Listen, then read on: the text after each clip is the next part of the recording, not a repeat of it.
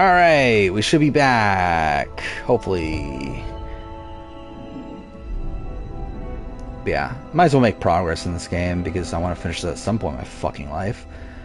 What should I change the stream title to? Should I just playing Jedi Survivor in Memoriam of Sifu on Survivor 45? Because that's obviously what the stream is now. Yeah, there we go. Alright, yeah, so we're just gonna continue here. Yeah, looking at Marvin's cast was where his hair. It's like in the back. So yeah, like I didn't think he had hair, but yeah, he does a little bit. Raiders don't like the imps any more than we do.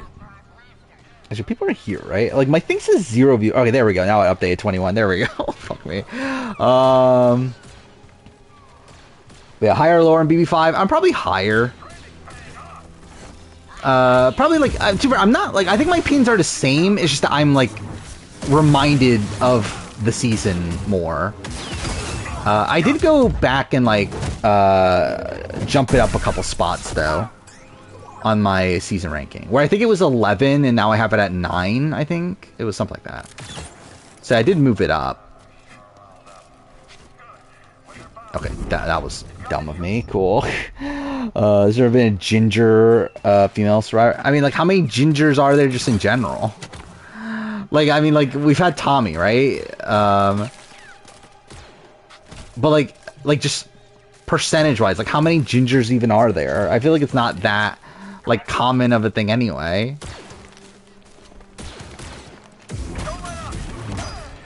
Chelsea? Which Chelsea? King Patrick, yeah, Patrick. Imagine Patrick Bolton as a Survivor winner. That would be funny. I can't even imagine Patrick Bolton making it like past the merge vote, let alone him winning Survivor. Was Chelsea from Ghost Island? She's not a ginger, right? She had like brunette hair, didn't she? I guess it was like a dark red, wasn't it? But that was like a dyed dark red, though, right? At least I assumed it was. Am I even going the right way? I have no clue where I'm even going in the game. Oh, yeah, Jill is a person. I think Dion is like by far the best character on AU.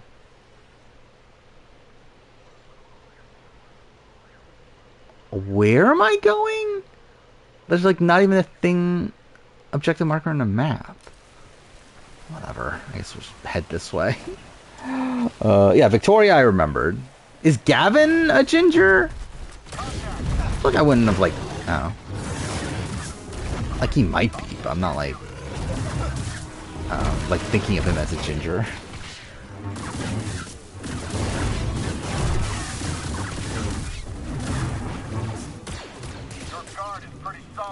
Yeah, let's look this up. Like, what percentage of America are gingers? Wow, what a great estimate. 2 to 6%. Oh, in the world population, it's 1 to 2%. Yeah, appearing in a higher frequency in northern or northwestern European ancestry. That's still pretty rare, right? Oh yeah, I wanted to look. We were talking about this last stream, like what percentage of people are mothers. I never looked that up. So let's see. Percentage of people that are mothers. 84%. Is it really that high? I guess that makes sense, but that does seem high. 84% of women have had kids. I guess, what was it men-wise? Mm,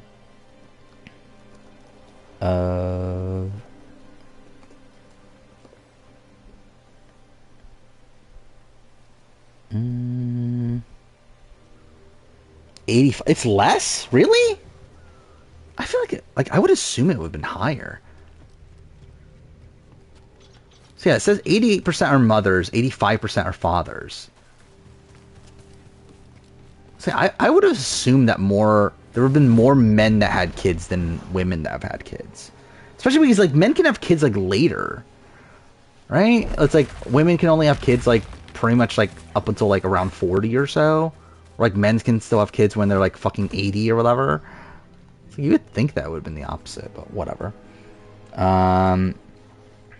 Is Brett LaBelle a Republican? I've never thought about it, and I don't really give a shit.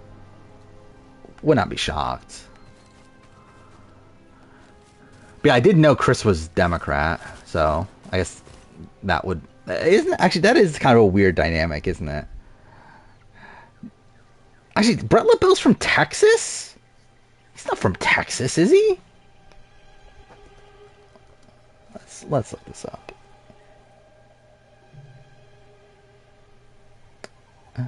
He's from Massachusetts. Yeah, he's not from Texas. But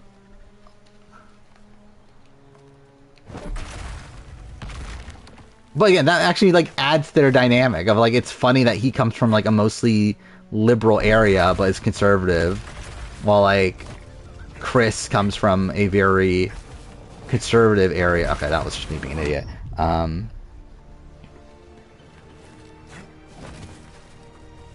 Yeah, he comes from a very conservative area, but is liberal. Yeah, I did see that supposedly Angela's pregnant, which, good for her. Feels a bit quick, right? Because when she started dating the new guy... Actually, for all I know, it's been fucking like a year or something, but... There's no way Z could have made this journey. Actually, yeah, to be fair, it was like No before USA 2, right? That which that was like filmed, like that was like 8 months ago or whatever. So I guess they probably have been together for a while. Easy. I'm not looking for trouble. Yeah, I did know that Brett LaBelle's dating a TikToker that's like super young. So that is something.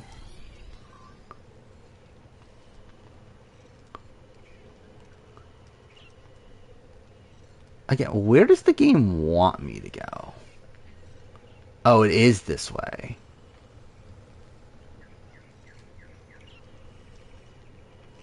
Okay, but I think I'm going the wrong way, maybe? I'm not sure. Whatever. Missy is dating Aaron's sister. I feel like I did know that, but I've just never thought about it since then. But yeah, I do feel like I did know that at a point. Angela's dating a Tyler type of guy. Is it a Tyler type of guy? It's like kind of like a mix of like Tyler and Jack, I feel like. Because like it was like a guy that's like a bit more like, I don't know, like gruff, right? Let's see, Angela Rummins. It's a guy with like longer hair. Well, I mean, it's like obviously like a Tyler, but then like a bit more like muscular, right? Yeah, like with a beard and stuff. It's like, yeah, it's like kind of like a modification of the Tyler archetype. I think production does like Sifu. I don't know, to be honest. I mean, like, yeah, it doesn't seem like they loved him. Like, you would think they would give him more content. Especially considering like how big of a character he like clearly was. So the fact that they just like only gave him like one confessional in his final episode. And like he ends up in the season like having the lowest average confessional count. Like that does feel weird for someone like him. I guess we'll go for this one.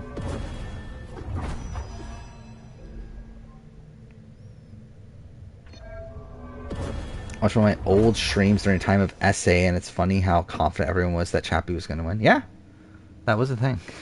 Do I have my power ranking? Did I do power rankings for that season? I must have, right? By that point. Let's look at my power ranking. I'm pretty sure that one's like really fucked.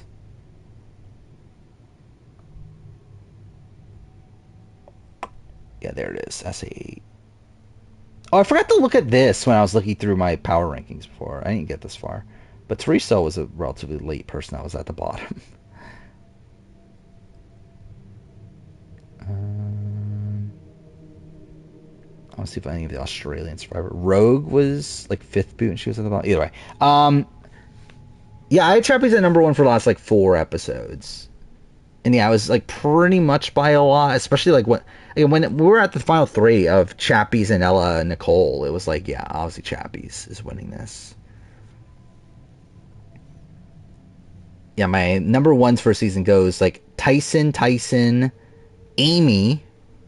For some reason, I don't remember being that high on Amy, but I guess I was like really high on her for like most of the season.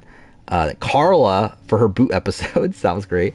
Then Anesu, then Rainier, then Anesu, Tyson, then Chappie's at the end. Anella was like towards the bottom almost the entire season, and then I had him 2 coming into the finale, and I had Nicole last. So that is a thing. Leftists on Survivor are better at the game than right wing. I mean, also probably like 80% of Survivor players are Democrats to begin with, so it's like it's just more likely that's the case. But yeah. But also really funny, like looking back at BB5 and how like how Mike Lebinsky is like cast as this like super like conservative guy. Wait, where am I going? Okay, I'm trying to get there, but how the fuck do I get there? Is it maybe it is this.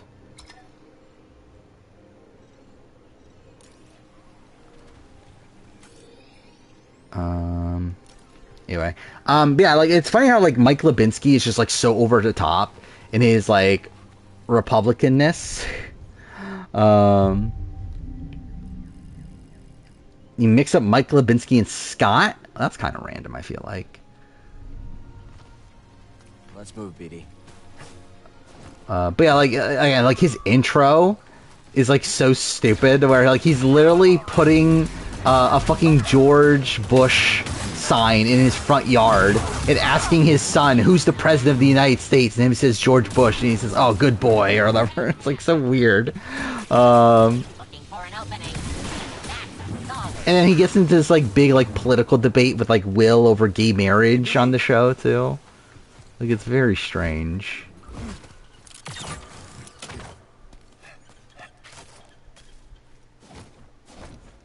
I mean, Mike Lebinsky is essentially a Dan that actually was what Dan was in like casting, right?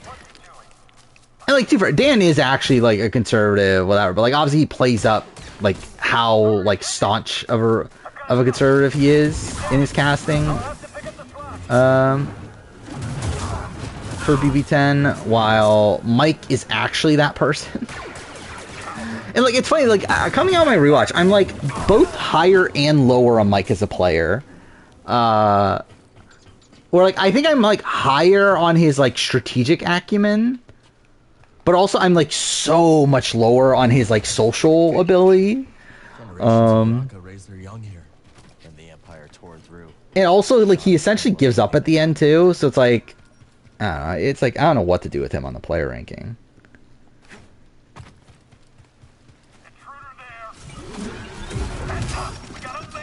I mean, yeah, he had allies, but like they weren't doing anything for him, right? It's like he's like after he like gets blown up by the time of nominations, like Diane like essentially just drops him at that point. And then Marvin was like never really doing anything for him in the game. I think he's like better than Melina, but like it's like. And I go on a big rant about this in the video about like the creation of the backdoor, but like, it's like obviously he's like the creator of the backdoor, at least in the like the concept of it. Okay, I'm back here. Fuck me.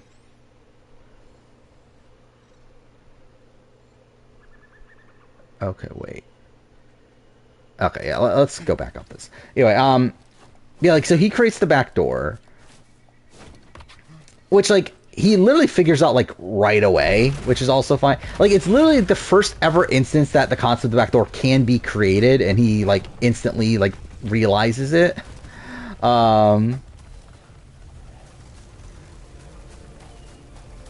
But, and then, like, he has, like, other, like, interesting ideas, like, him, like, realizing that his campaign needs to be entirely based on being anti-Jason Scott over, like, campaigning, like, against Nokomis, which I think is, like, again, innovative thought at the time, where I feel like people weren't really thinking about the game in that way.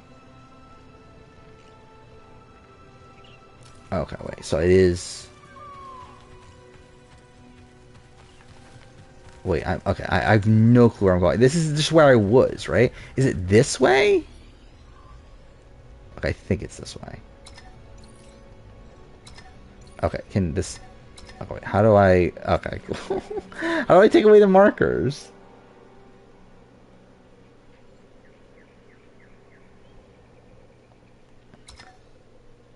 Oh, wait, there we go. Okay, remove. There we go. Either way. Mike Lubinsky's 60? Yeah, that makes sense. I mean, he was around 40 at the time, so I mean, it's 20 years. Yeah, is Marvin a top 200 player? I think he kind of... I don't know, I might drop him lower, to be honest. Like, I think through doing the retrospective, I've kind of like, even beyond what I was already, like, me already being lower on him through just the rewatch, but now actually, like, working on the retrospective, it's like, Marvin just kind of sucks, to be honest. Like, I think Marvin is just, like, such a, like, short-sighted player. And, like, the thing is, like, I do think there are, like, points where he is thinking about the game in an interesting way. But he's, like, very much a, like, survival-based player. Like, he has no, like, real, like, forethought in the game. Like, his entire game is, like, based around, like, him just trying to survive, over, like, how he'll progress through the game beyond that. Yeah, he's at 162 right now. Right next to Fessy, which I think is probably about right. Did James make top 50? James Hewling? I assume you mean? I think he's barely there, and I was considering dropping him out. Yeah, he's 44.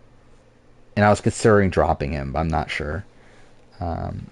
Oh, Ryan, you mean? Ryan's not in the top 50. Ryan is... Where is he? Where is... I don't even know where he is in this. 67. Right next to Jeff Schroeder. And Jesse Goddard's. And Derek X.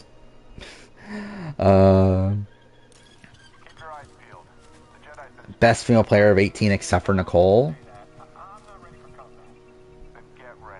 I don't know. Would it be Natalie?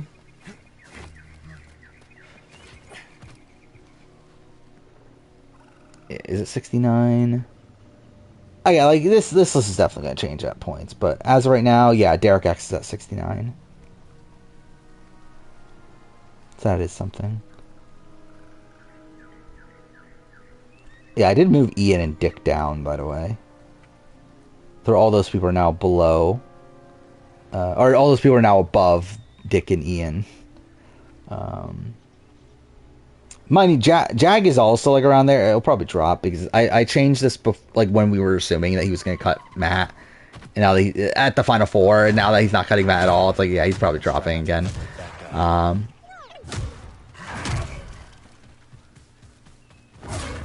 This guy, like, just one-shots you, right? Could Bruce make final tribal council? He could. Is he going to? No. I think he's probably, like, the next boot, or the boot after. But to be fair, I've been saying that for, like, 2 weeks now. But I still think he's not long for the game.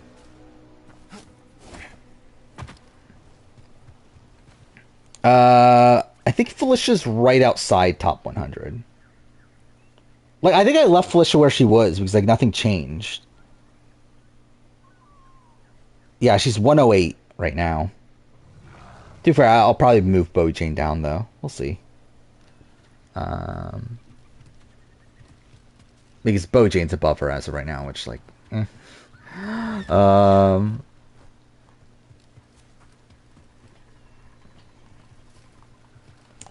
Bruce would have been the first Bello boot. When Brando got booted.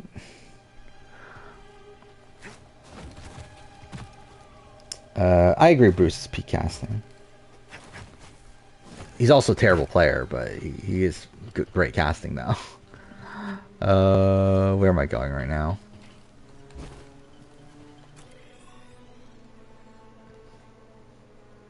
I did see about Flish's brother, which is obviously a shame. She didn't know about it, right? Like she was told in the house about it and just like never like talked about it. Is it up here? Yeah, Bojang was the number 99. And again, this was when this is before the Final Four round was the last time I updated this. So I think since then, I think she's just continued to make even worse moves. Like again, the fact that she like essentially she obviously doesn't agree with Jag taking out Matt at 4. And again, that's just bad. Like she should be wanting Jag to cut Matt at 4. And it actually would have put her in a potentially like winning situation. Like at least a chance, like a chance of a win. Where I think her against Felicia, it's a 4-3 vote. Like she's only 1 vote away. Can she get the other vote? Probably not. But at least she's like super, super close. And it also would have locked her in for Final 2 as well. Because both Felicia and Jag would have taken her to Final 2. Yeah, instead, she essentially gets Jag, like doesn't support Jag's decision to the point where Jag eventually switches back. And now she's in a position where she's probably going home in 3rd. And even if she got to the Final 2, she'd probably lose anyway. So it's like, yeah, it's bad.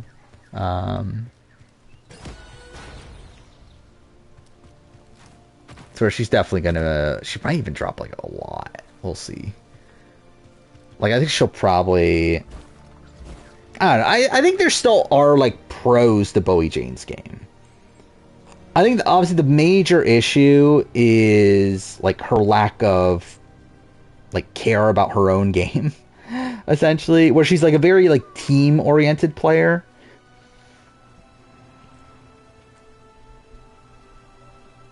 Like I think she's definitely dropping a lot.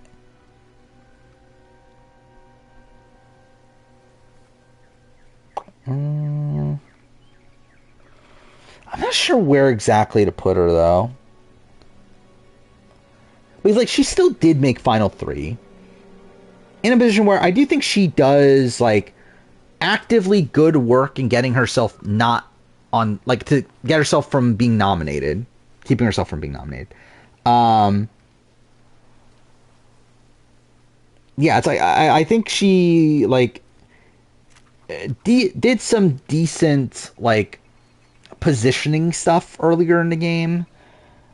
But I think at this point she's pretty much just like kind of given up per game. So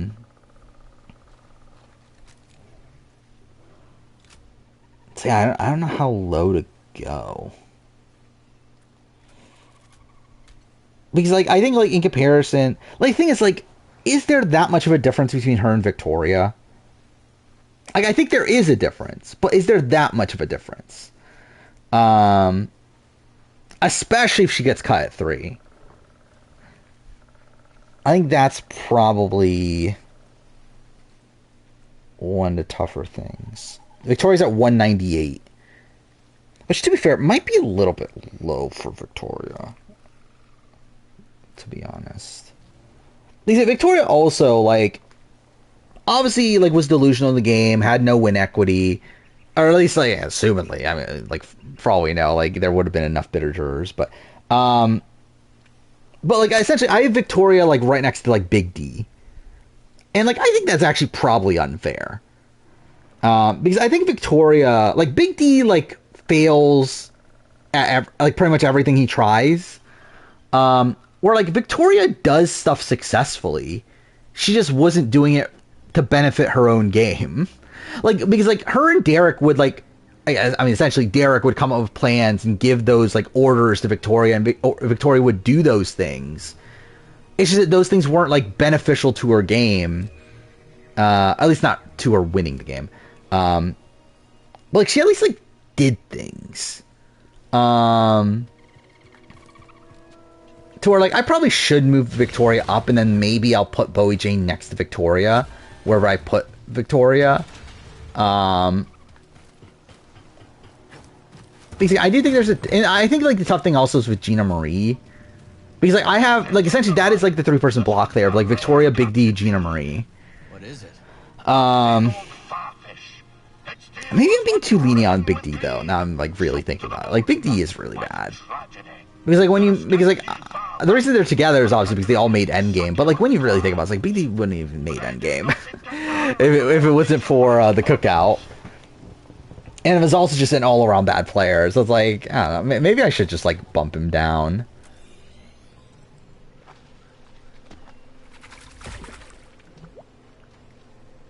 Again, how the fuck do I get to the area that I want to get to?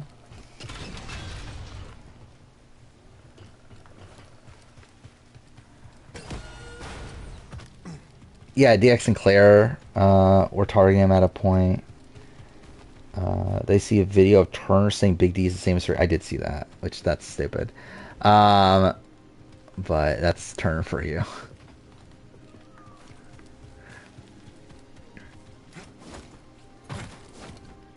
Where am I going?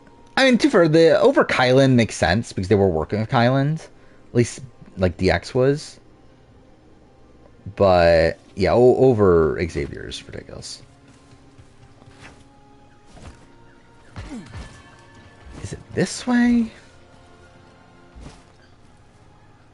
That must be another one of those High Republic chambers. Taylor is one of the toughest players to rank because she won her season in the worst case scenario. Yeah, I think what makes Taylor, like, very difficult for me to rank is, like, the fact that, like, she, like, especially on a, like, ranking of players of all time, is that she, like, faces, like, she's probably the winner that faces the most adversity through her season. What do you say, buddy? But obviously, like, overcomes it, but also was, like, supposed to be the first boot. But then also, like, didn't play, like, I played, like, pretty inconsistently, I feel like. Like, obviously her HOH reign was terrible. Like, I think whenever she was in, like, a power position, she didn't play particularly well. Welcome, Jedi. Centauri Kree. This is not The where I'm supposed to path go, that we am I? must walk is not Or maybe it always is. immediately visible to us. Only through patience, careful thought, I don't and the wisdom think it is. will the way appear. Whatever, I guess we'll go. But yeah, I think, like, it's just a bit tough to truly rank her. It does kind of annoy me, though, how much, like, Terran is just, like, all over fucking Taylor. Okay, again, the fucking pop-in is funny. Where he talks about Taylor as if she's, like, one of the best players of all time.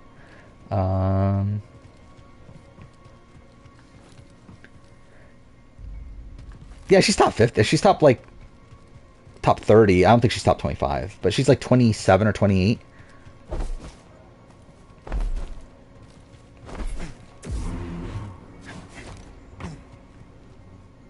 Most unlikely winner.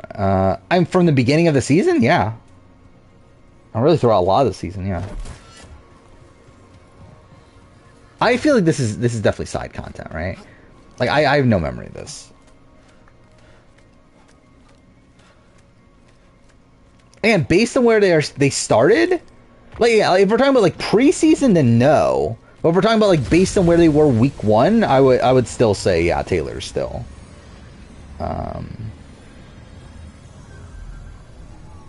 the thing is, I agree with most of what Taran has said about this season. But I think his, like, overhyping of Taylor is funny.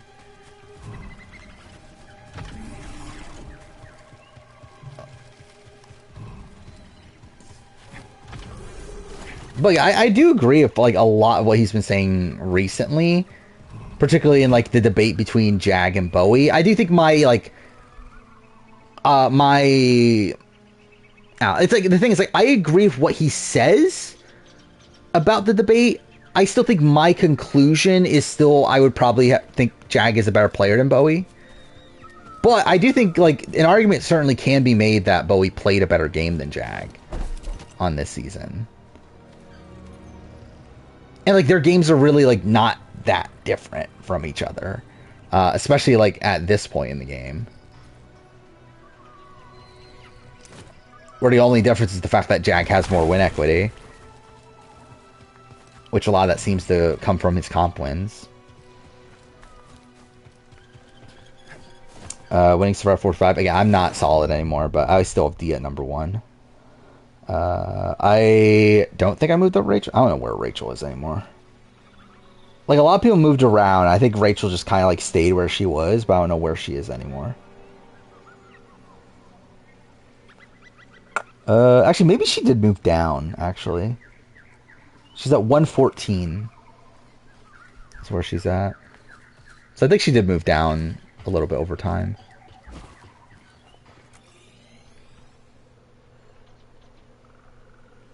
Again, how the fuck do I get here?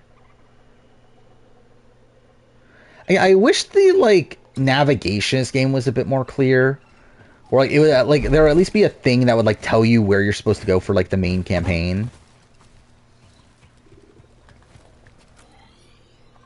Actually, I want to see. Are there things like is there like an accessibility or something for that? Other settings.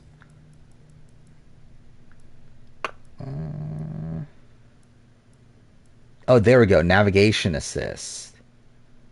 Place an icon on the hollow map.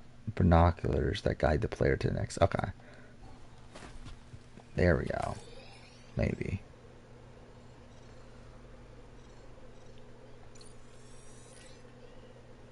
Is this the... Okay, there it is.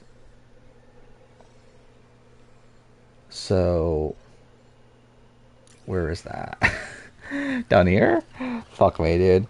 Start Titanfall 2? What do you think of it? I love Titanfall 2 when I played it. I would like to replay it, and I probably will at some point. It's a super short game. We could definitely play it in like one stream, I think. It's only like 4 hours or something. Normally, I guess like for me, playing on stream would probably be terrible.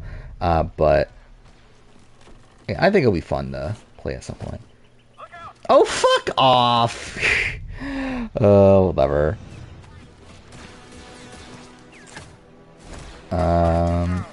Objectively, Snyder is the greatest player. Alyssa Snyder, obviously. What iconic player Alyssa Snyder is.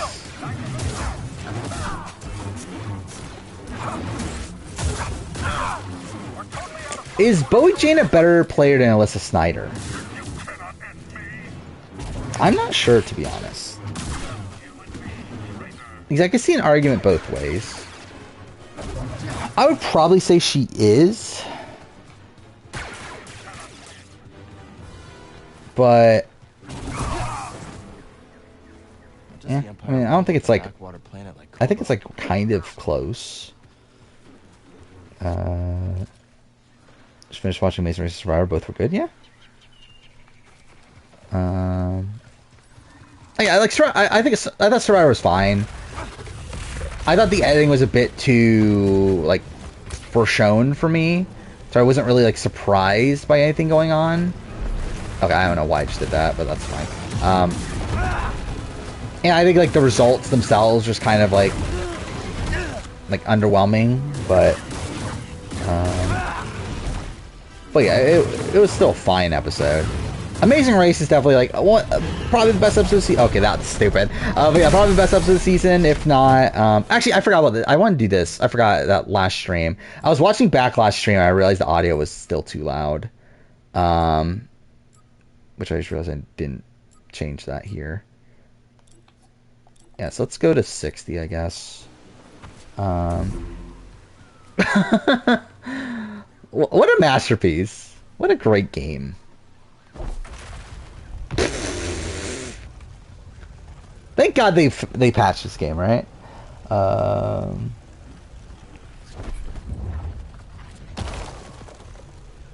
Who is the definition of the word bitch? What is that referring to? We don't play FPS, but it's more fun than us. Yeah. I mean, yeah, the story itself is like mid, but I think the campaign is like really fun though.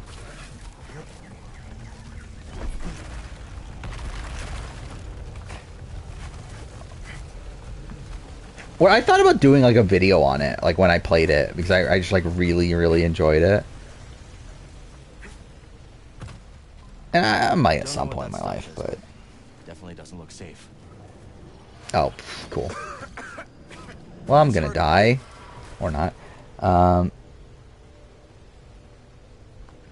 Fast forward basically spoiled code. Yeah, me too.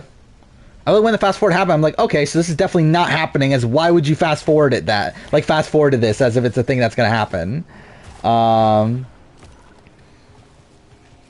then the Sifu vote too was also like, why the fuck are we getting this random confessional about Sifu with him talking about how much it would suck to be a preacher, and that's like his only content in this entire episode.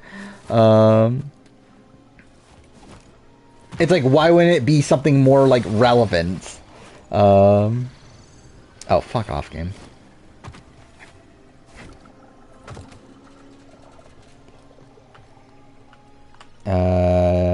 Jag recommitting, taking Matt to the end again. Is he doing it to Matt himself though? Because like that doesn't really mean much to be honest. Because again, for me, it's like him telling Matt that like yeah, it's us the end. It doesn't mean anything because like obviously they're gonna say that.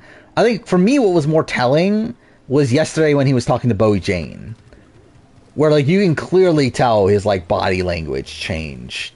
And the way that he was talking to her changed. Where instead of like essentially guaranteeing that he would take her, it was more of like the typical thing he does when he's like incommittal to people. Like when he gets like caught lying and everything, where he just like doesn't really know what to say.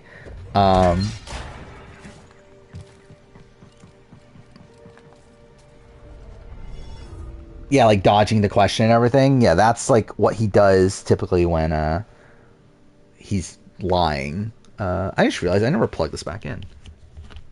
Should probably do that. There we go. Yeah, I don't get Sifu's edit. It is strange. Which yeah, I think the implication would be that yeah, maybe they just didn't like him, which is weird. All set.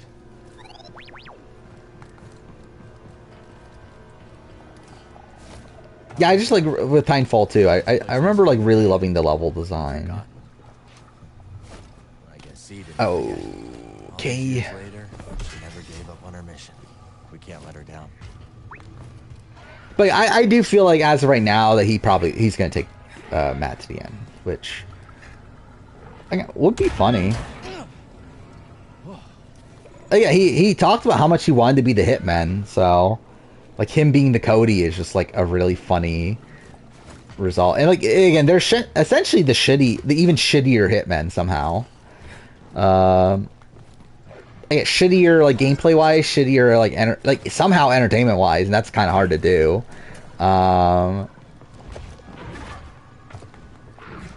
Is this where I'm going? A worse version of a vet. I think their games are different, but okay, that hurt. Let's find another path. Might be able to help it later. I don't even know what to properly do with a vet on the player ranking. I did put her like around like the high 90s, I think. She's like in a massive like grouping of like some of the lesser runners up. Like her, like Natalie Martinez and like Cowboy and like, people like that. Alright, let's go. This guy kills you like right away, right? Yeah, like she plays the game very emotionally. She like obviously like had terrible diary or fucking terrible goodbye messages, that's what I mean. Like her treatment of some people wasn't great.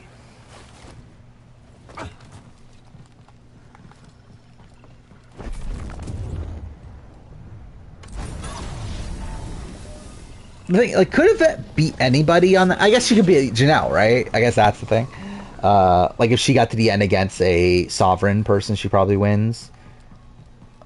But, like, that would also require her, like, doing so without betraying any of her, her friendship alliance. Yeah, she probably beats Jennifer. Because she would have Bo and then the sovereigns, so that would be a win. And probably even Maggie, too, right? So.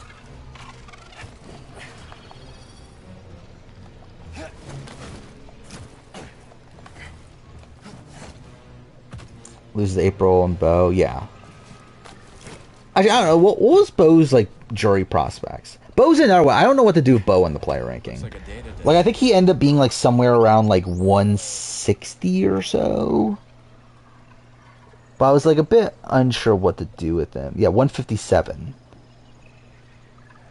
Being right next to Howie. Also right next to Ollie from BB10. Which, yeah. I don't really know what to do with him. He's like, he wasn't really playing the game that much, right? Like, he obviously, like, was in the friendship group and everything, but, like, did he do anything in the friendship group? He was kind of just there, right? Okay. I guess this is probably not the right way. Look at that, having the fucking navigation assist now. I should have just turned that on from the beginning.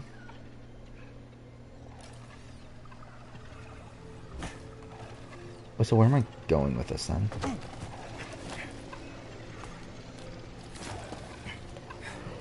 Yeah, Rachel votes Bo. Do the Sovereigns vote Bo?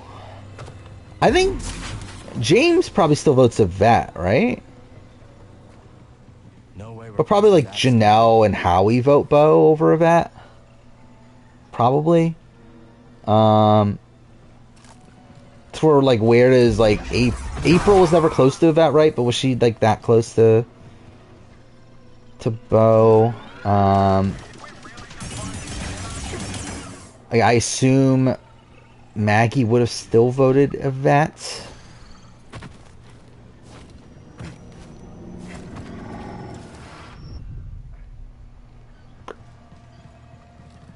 But yeah, it should still be enough to win. But yeah, I think April and Jen are probably the swings. Got around to watching Black Adam. Yeah, it was not great.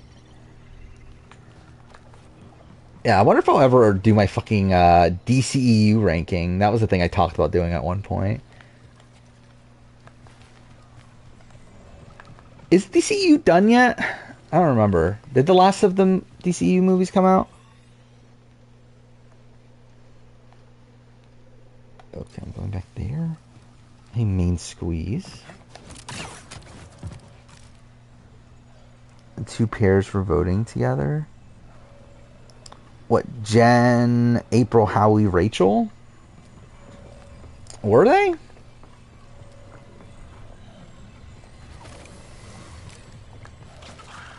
Like, I know that they did in the Maggie Yvette combo, but were they just in general? Aquaman 2 still not out? Really? I really felt like that came out like a long time ago. I did not remember that not coming out. But yeah, we should be getting a lot of like movie news and stuff right now that the actor strike is done. I'm sure we'll get like the Abby announcement for Last of Us 2, right? That's also probably a thing. But we'll probably get like a whole bunch of like announcements that would have been announced like a long time ago, but they couldn't because of the writer's strike. Or because of actor strike. Okay, it is this way. But yeah, I know Rachel wouldn't have voted for Yvette. Okay, cool. And through that, like, essentially Howie.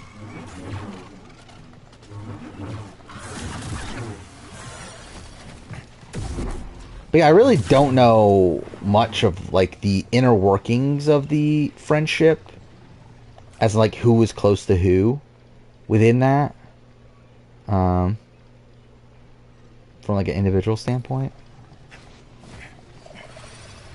Wait, so is it here, then?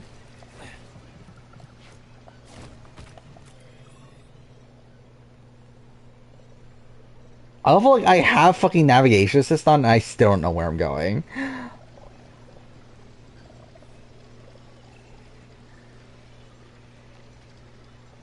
Wait, where is that? Up there? Is that where it wants me to go? I'm so confused.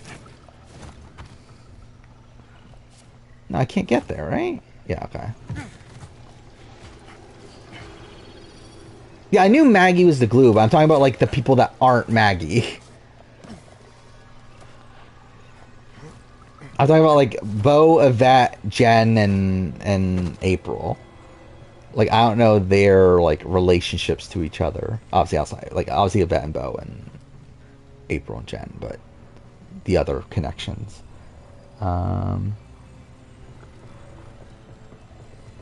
Would I bother including both Justice Leagues? They're the same movie, right? Like, obviously, like, one's expanded and stuff, but, like, would I really, like, consider them separate entries? I would assume Janelle would not be 7th on a BB6 player ranking. Like, I've never thought it through, but I assume she'd be higher than 7th.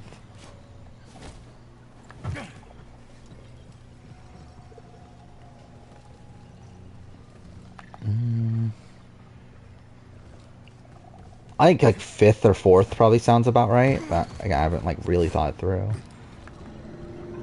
I mean, like who is above? So yeah, who is above Janelle?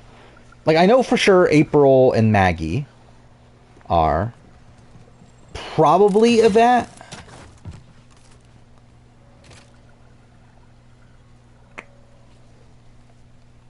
And then would Rachel? I don't even know if I would have Rachel above Janelle. And same thing with James as well. Because like James was essentially a goner the entire season. Like essentially he was like primed to be taken out of Final 7 the entire season. Because like yeah, he gets the Final 7, but even then like he was targeted for like most of the game. His own alliance betrays him when it's not even in their best interest.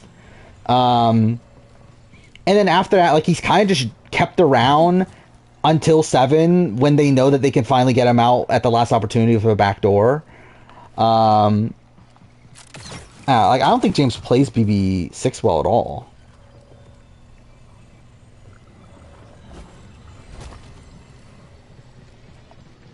Okay, wait, how do I do this? Is it something to do with that?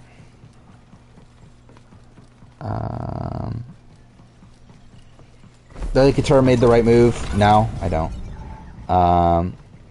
Like I think it's a move that definitely has like merit to it, but I think like based on what we're shown, the way she does it, I think is wrong. Oh yeah, we don't know. Like I think the thing is like, based on what we're shown, we don't fully know. Because, like, I think if, like, okay, if she went to the Rebuzz and, like, built a bond with the Rebuzz and, like, told them what she was doing and everything, then I could see merit for, like, yeah, this is the right move. But, like, we didn't see that, and, like, I would assume it probably didn't happen. To where, like, if she's just, like, going out of her way to, like, blindside Jake with, like, no real setup to what she's going to do after that, then I think that's bad. But, again, I think it is a right, like, read that, yeah, I can't trust Caleb. I can't trust Jake. And if she's not going to work with Caleb and Jake, then who is she going to work with if she betrays the Rebuzz? Like, if she, like, goes that far out of her way to take out a Reba member. So, like, I get, like, the move on paper, but I just don't, like, I feel like a lot of it, like, to make it a good move, it would necessitate her building a relationship with the Rebuzz, which we just don't see. And I assume she probably didn't, considering, again, like, they wouldn't have had much time, right? Especially this is, like, right before Tribal. And again, I think it could have been, like, I think getting rid of Caleb is fine as long as she, like, lets Jake in on it. I think her, like, leaving Jake out of it is also, like, questionable. Like, and also, again, I can see the, like, merit to it in that, like, okay, it makes, like, Jake look like an outsider. And through that, make him a more likely target for the following round. But I also feel like it's like you pissing off Jake for like not much benefit. And I think like the issue too is that I feel like the way she makes this move is in a way that comes off very like emotional. Like it comes off very like Chaos Casts in Kageyan, where it feels very like reactionary. To where like I don't know how that plays into like I don't know if people are going to respect the move. But yeah, we'll have to see on that front.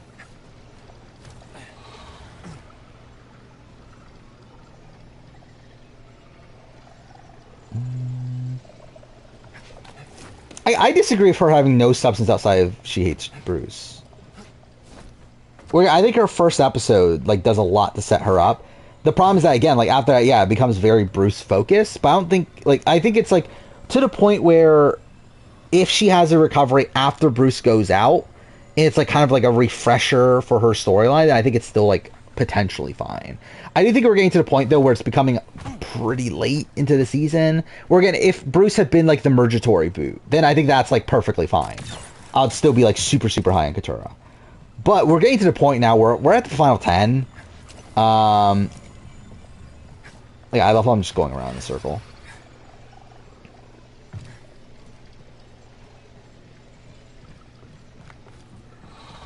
Okay, what am I actually doing?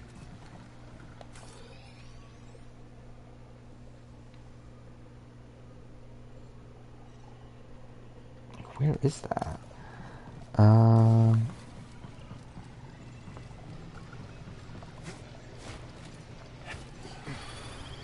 think both votes are bad for her. Yeah, I mean, both of them aren't, like, ideal. Okay, cool. Actually, I forgot about it. They did set up a Jake Katura rivalry early on, didn't they? Kind of forgot about that until just now. Yeah, that's what I was saying. Like, I think the move is her to try to get, like, her to let Jake know that Caleb's going home. And, like, yeah, convince Caleb to, or convince Jake to vote out Caleb and not blindside him.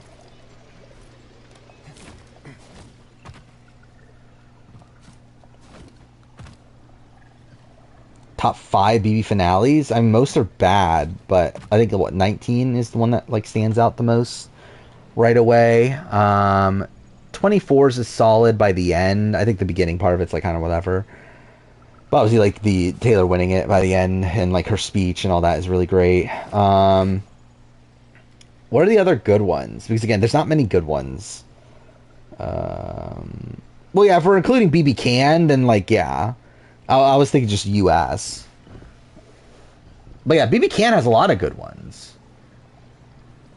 Like, I think BB Can 1s is an all-time great one. BB Can 2 is very good. BB Can 3 is also still pretty good. BB Can 4 is bad. BB Can 5 is good. 6 is fine. 7 is eh. 9 is eh. 10 is like all-time great, and then 11's eh. So essentially it's like what 1, 2, 3, 5, 10. I think are the good ones. For BB Can. Again, I just don't get where this wants me to go. So it's telling me to go. Okay, cool. Of course, I missed the jump.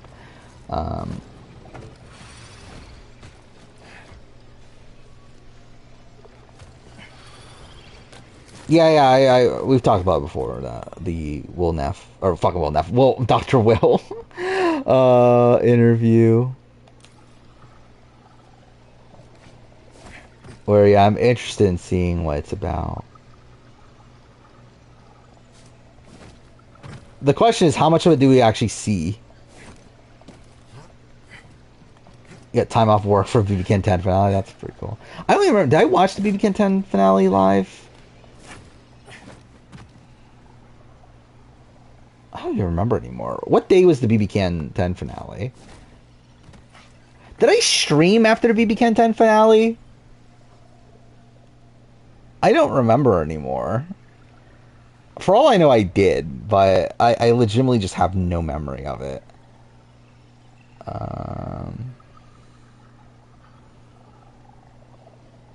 Okay, why? Okay, did my... Okay, that's strange.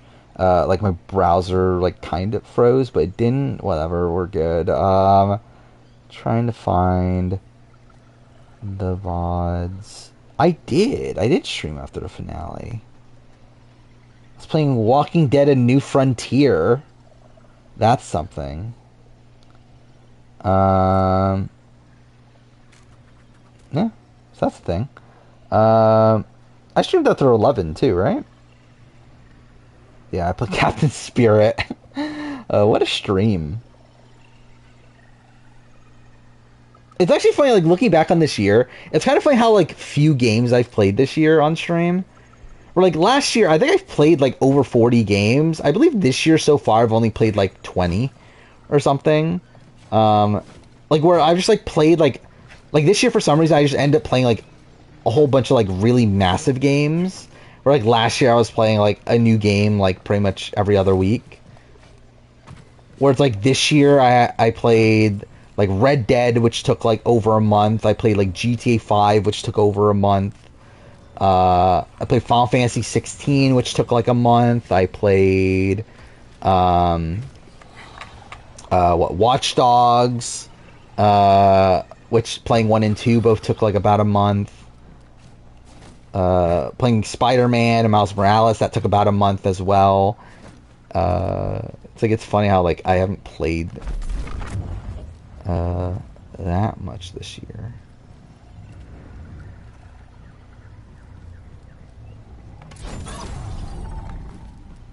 Like, I really just don't remember what I'm supposed to be doing right now.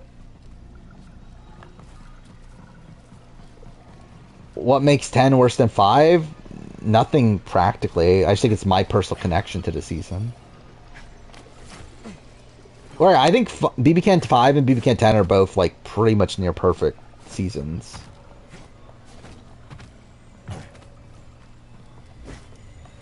Like I actually think probably BB-Can 10 is the better season on paper.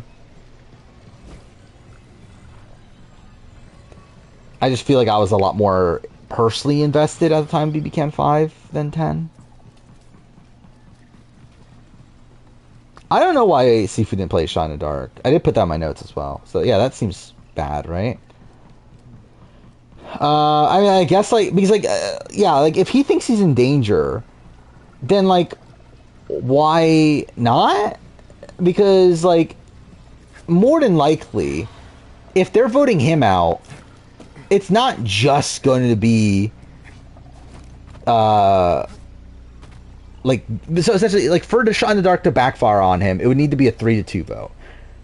So, like, that would mean that it would only have to be Kendra, Kelly, and Bruce that vote for him. But that's, like, a very unlikely situation to happen, as that would mean they would be willing to go to Rocks before that. Which, again, they're not going to do, you wouldn't think. Towards like you would think that okay, see, like if Sifu's getting voted out, he should know that it should be unanimous. To where at that point, the other option would obviously be voting out Bruce, which would be a 4-2, which taking away his vote would make it 3-2 against Bruce. So it's like it should be fine to play your Shot in the Dark.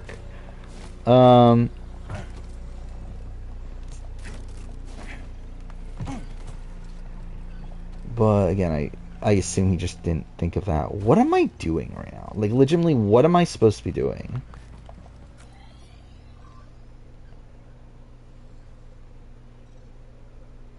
Oh, wait, the thing does want me to go over here.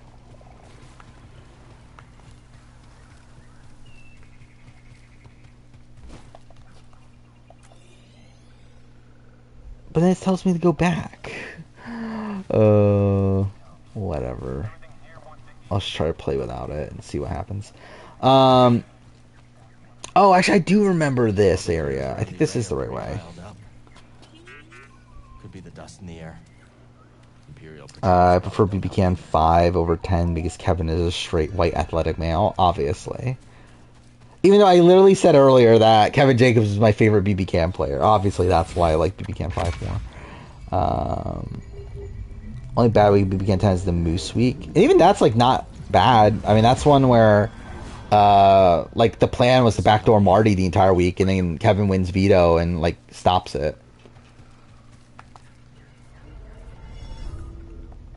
It's like, even that had some, like, good, stuff from it.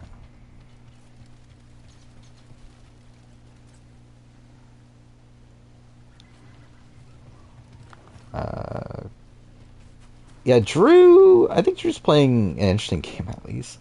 Yeah, I think for the most part he's playing well. I still, like, disagree with some of the strategic decisions he's made across the season, but yeah, he still is playing mostly well. Was it Helena? Either way. Was it Helena that week? I'm pretty sure that was the Kevin one, wasn't it? Oh, Kevin won the Herman week. Okay, whatever. Either way. It's sealed.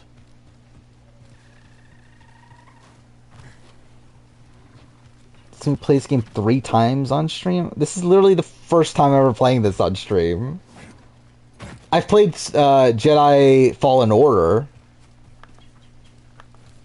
This is the sequel to it.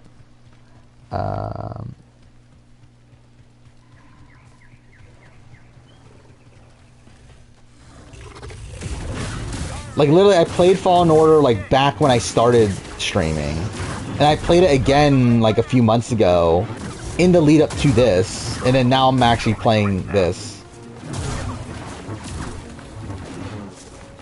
At least I'm playing on stream. Like, technically, I played on my own already, but now I'm streaming through it. Playing the best game so far on Survivor, it's probably, like, Austin, right? Okay, what was that? That looked fucking weird as fuck. But yeah, if we're talking about, like, in-game, it's probably Austin. But you could debate Kelly. I think they're probably, like, the 2 best players on their, like, their respective sides. But again, I feel like Austin's clearly, like, set up to win in that battle, at least.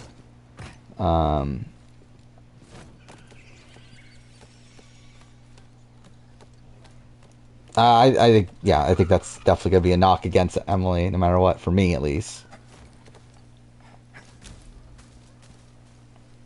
Where again, like, it's not like the death. Actually, to be fair, it is pretty bad. Because, like, at least because, like, with I was gonna say it's gonna be like Nick, but, like, to fair, Nick's is even more like I think with Nick, it's like there's still, like, enough room to where we don't know for sure if Nick would have gone home. Again, it's likely if Pat didn't get medevac that he would have gone home, but it's not for sure. Where, like, Emily is, like, for sure. Like, Emily was getting voted out. Like, we know that she was getting voted. They were literally at Tribal. Sad. It is pretty bad.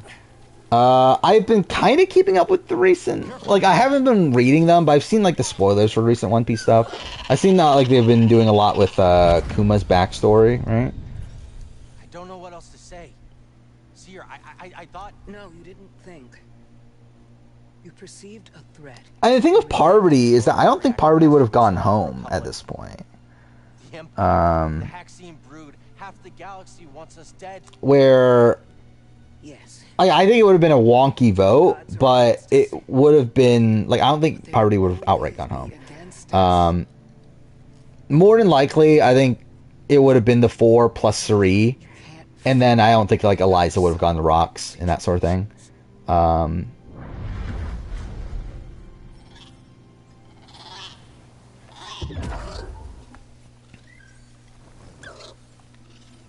But even then, like, Parvati's game was a lot more out in front than, like, Emily's is. This isn't the time to fight. So, like, unless Emily, like, really, really runs this end game, like, even if she wins, she's probably not even going to be that highly placed anyway.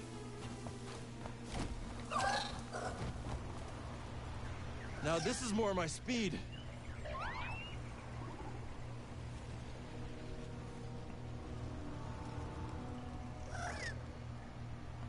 Austin's not getting to the end, yeah, but we're talking about, like, up to this point, though. And again, who knows, though? Like, he has fucking, like, 2 idols. He's gonna have 2 idols, because, yeah, I'm pretty sure he's gonna beat Kelly. So he's essentially gonna have 2 idols. He has his comp ability. Like, who knows? I would assume he would do well in fire making. It's like, who knows if he makes it to the end or not at this point. Hey, do I think practically from like an edit perspective he's gonna win? No. But like I think like from a like in-game perspective, I think he definitely has a lot of win equity at this point. But also, I do think this is a bad episode for Austin, I'll get the hang of which this. we never really talked about. Where am I supposed to be going?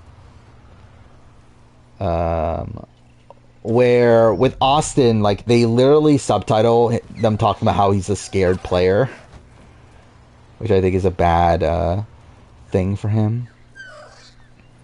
Cool.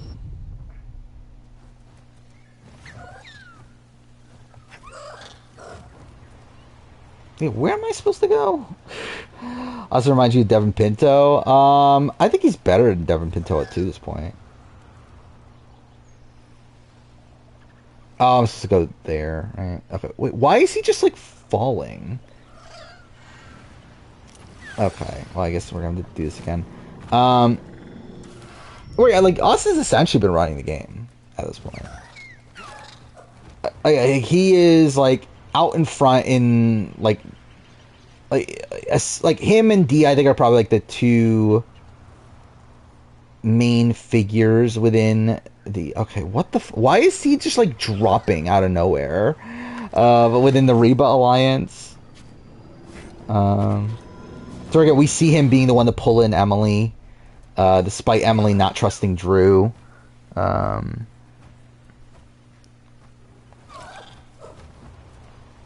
Let's try this again. Okay.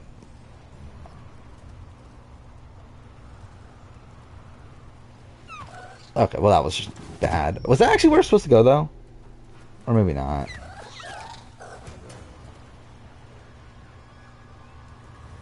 Yeah, I just don't get where I'm even supposed to go.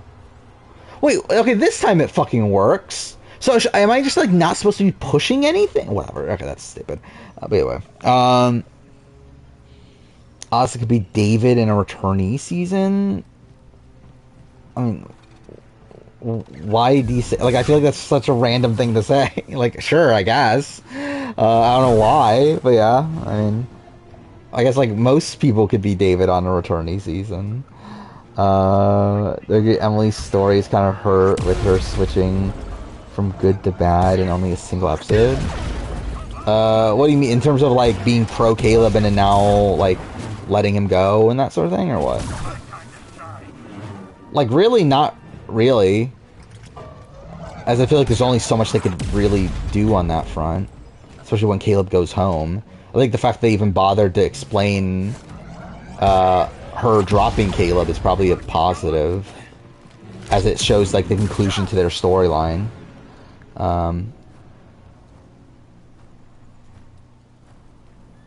I mean, yeah, Austin I do think is very Malcolm-y. I think in a better position than Malcolm was on any of his seasons, though. Mimi and Heisem reunited? That's random. I mean, obviously, yeah, they're getting together, but like still. It's like, why those two? Like being like the center of the video. I mean, the video's from Kirsten, right?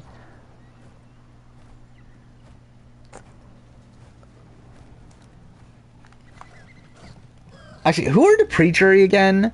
Like, so who is in this group that are getting together? It's like Luke's not there, right? So it's Kirsten, Riley, Heisem, Red, Izzy, Jared. Is that it? I forgot. Was there one? No, Mimi. Duh, Mimi.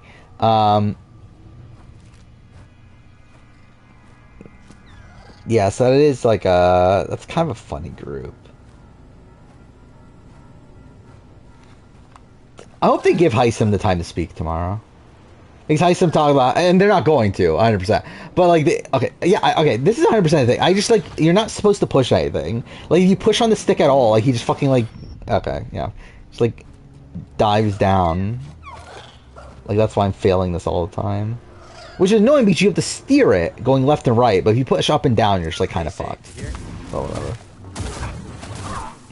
Oh, 100% it's gonna take me forever to finish this game. That's why I played it tonight. Because I was like, yeah, I want to finish this at some point in my life. I'm not even sure what I'm gonna do after this at this point. In terms of games to play, because like I wanted to play Spider-Man, like so I want to play Spider-Man 2 and I want to play AC Mirage. The problem is that I also want to play Yakuza Like a Dragon. Like before the other game, before Like a Dragon 8, whatever the fuck, Infinite Wealth, before that comes out. But that's also like a long game, and I'm not even gonna probably play Like a Dragon 8 when it comes out. I'll probably wait a bit because I probably just don't really have time, and I don't really plan on doing like a video on it or anything. But I still want to play Like a Dragon around that time. Why am I even doing this? Like I could literally just climb this. Oh wait, is this blocked? I think this is blocked. I think that's why. Stand down, squad. Yeah. But yeah, that's probably going to take a month to play or so. So like I want to get that started at least like around the time Survivor ends or so. And I also want to play FF7 Remake again before Rebirth comes out, which is another like really big game. And yeah, like obviously I have to finish that before, because I'm playing Rebirth when it comes out. It's like I actually have to play that before. I guess I don't have to, because like at the end of the day, I've already played it before, and like I'll be playing on stream over like playing it like outside of that, so it's, like I could technically be playing both at the same time. Yeah, Gaiden came out. I haven't played it, and like I pre-ordered a physical copy, but I won't be getting it until like I talked about this before. I pre-ordered it alongside Baldur's Gate 3, but to get free shipping, I had to order them together, to where essentially I have to wait for Baldur's Gate 3 to ship, to get Like a Dragon, to where they both, to where Baldur's Gate comes out in December, like December 21st or something like that. So I have to wait until that date to get Like a Dragon Gaiden, which is kind of annoying, but also it's like I don't have time to play it anyway, so I'm not really that bothered by it. And again, it's not like I was going to do a video on it anyway or anything, so it's like whatever. But yeah, I do have to wait to play it. Straight up, I don't know if I'm going to have time to play Castaway Island when it comes out physically, because yeah, I wait for a physical copy, but that comes out a week from technically today, because it's now Thursday. But yeah, it comes out in pretty much a week, and yeah, I don't know if I'm gonna have time to play it right away. No, I'm gonna play it and do a video on it eventually. I just don't know if I'll be able to play it immediately. Because like the thing is, like right now, I think the focus. So I mean, obviously, like Friday is finish the BB25 review, finish the BB25 player ranking. Also, I'm again very close to finishing the BB5 video. I want to get that done. Then I need to finish the Mighty Morphin Power Ranger video, which that shouldn't take that long realistically. But I want to get that done. But then I also still need to I need to work on the Amazing Race review. Like we're over halfway through that. I need to work on that. I also need to start work on the Survivor review. To where the debate is, do I do Castaway Island before or after that?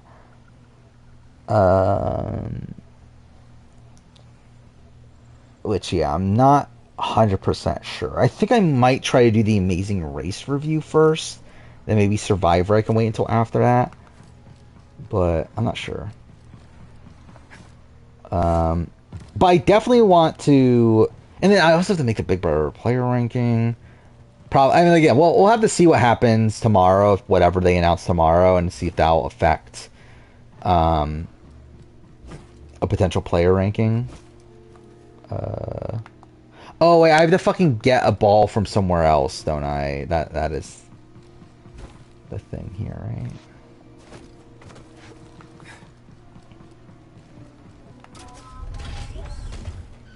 I did see that the Mean Girls musical is getting a movie.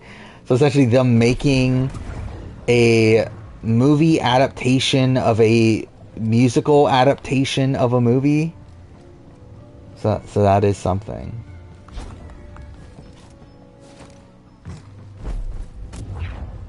Yeah, but I'm still doing an Amazing Race video. To be fair, it might be short.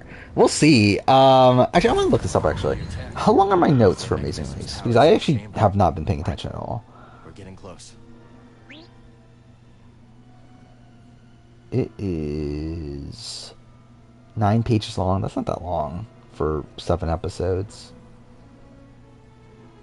So we'll see. I'm not expecting it to be a long video. So I think I might be able to. Maybe I'll just say fuck it and just like, yeah, maybe I'll just do the Castaway Island video first. I don't know. We'll see.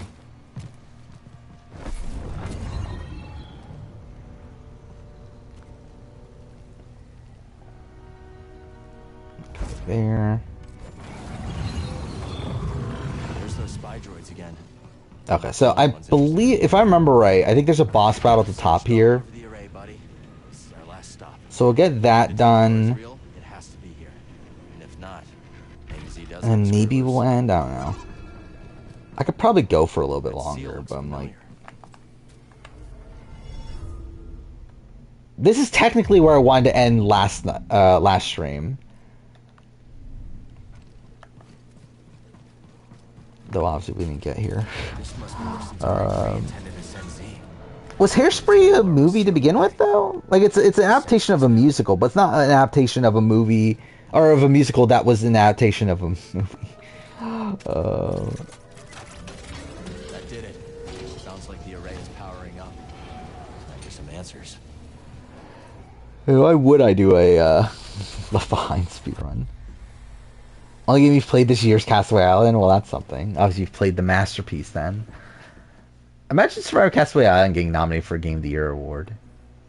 Oh, by the way, I never did talk about this. I did end up buying that. When was this? This was a few weeks ago now that I mentioned that there was like a Koh-Lanta game on eBay on 3DS. That was like, should I buy this? Spoiler, I did buy it. It did arrive like a couple days ago. So now I have a Koh-Lanta game on 3DS. Or not, actually no, it's not Koh-Lanta, it's Expedition Robinson. It's an Expedition Robinson game. But anyway, it's sealed. I got it for $6. Because no one else bid on it. So that's something. I have not watched the new Studio Ghibli movie. I haven't even, like, I could not even tell you the last Studio Ghibli movie I've watched. What was there one after Wind Rises?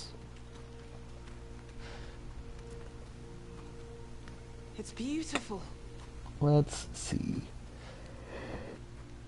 Remind me not to let you name the next. Oh, I watched when Marnie was there, Give it and I watched Tale of Prince didn't like Kaguya. I didn't watch Red Turtle, or Jury's the still ones out. after that.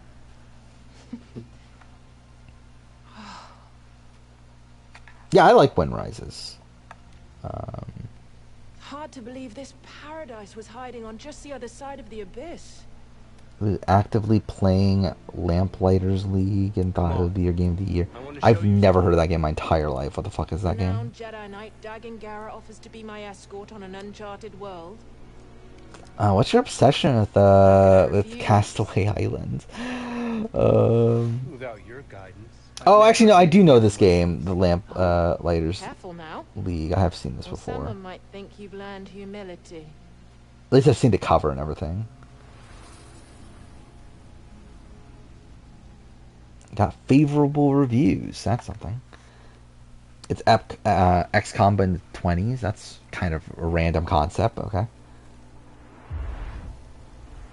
Oh, really? So Hairspray was a movie before? The force is strong here. It's just I'd as I never told heard of you. this. We'll build the Yeah, temple okay. here. That's something. Only made Yes. $8 million. I Like, thought how the you'd fuck did they make a musical off of it then?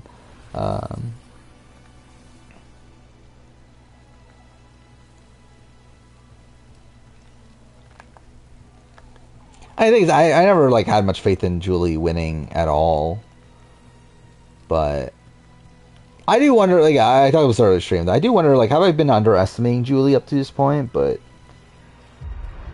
yeah, I still don't think Julie was ever really gonna win.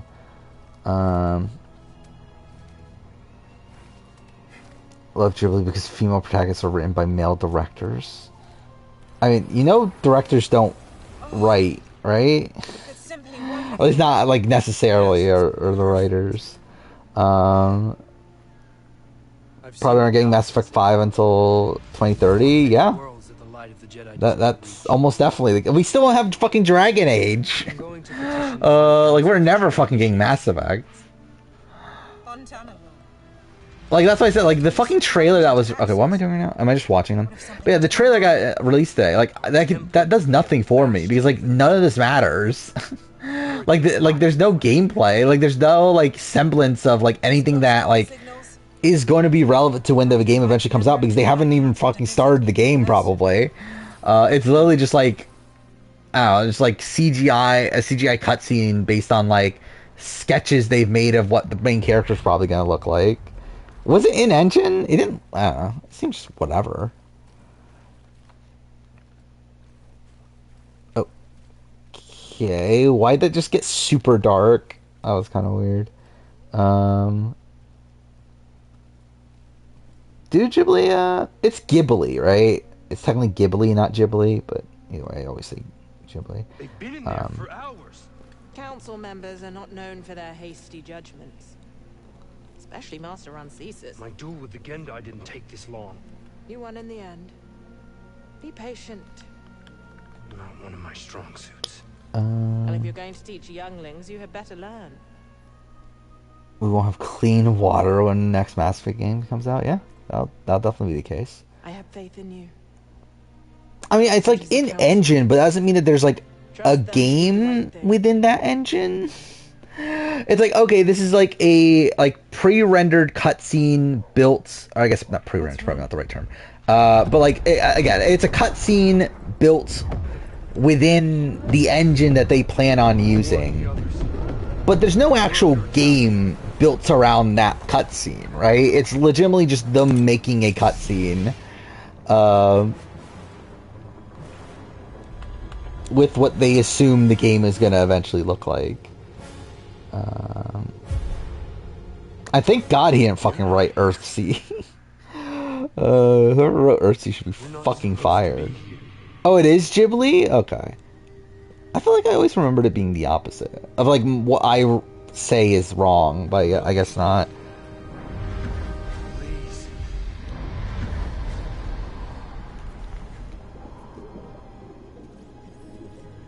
I remember Earthsea being like one of my least favorites.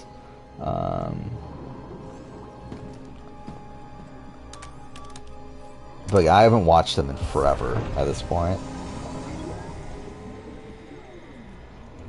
Like I legitimately have not watched a Ghibli film in like 6 or 7 years at this point, probably.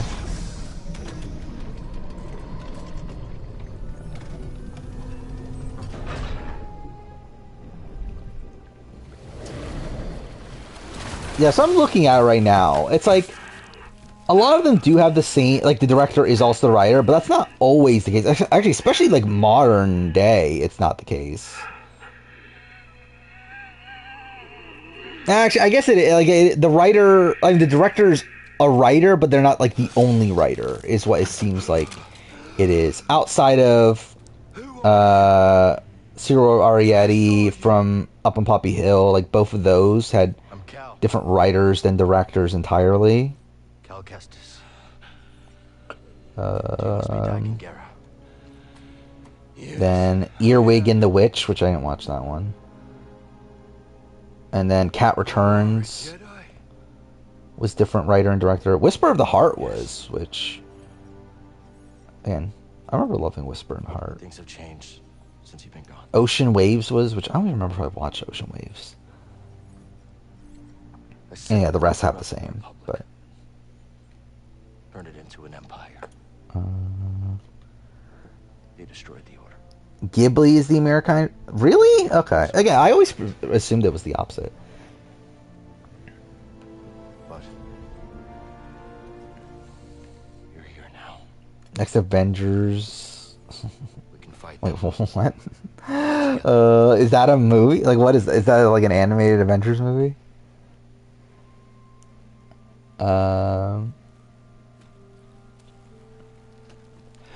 Ocean Wave sucks. Yeah, I don't remember it. I might have watched it. Actually, wait, which one? No, I'm thinking of Only Yesterday. That's what I'm thinking of. That I watched. Because like that one didn't come out in America until like really late or something, right? Yeah, released in English language format in 2016. Yeah, I'm pretty sure I watched it then. I think that's what I'm thinking of. I don't think I ever watched Ocean Waves. The order is gone. I just like don't remember Only Yesterday, but I do remember I watched it. It does have a 100% Rotten Tomato score. How'd you end up? Well, Earwig and the Witch is like terrible. Holy shit, 28%. It's worse than Tales from Earthsea. I held them at bay as long as I could, but Yeah, those are the only two rotten Ghibli films. horrific. Still, we weren't beaten. Not yet. Not until the Jedi Council gave the order to abandon Tanalorr and then refused to counterattack. They gave up on But it. this is the Avengers movie. Yes. Is this the one that... Like, I remember there's one Avengers movie... Okay, this is not the one that I watched. I did watch one of the, like, random Avengers movies like this, but, yeah, it wasn't this one.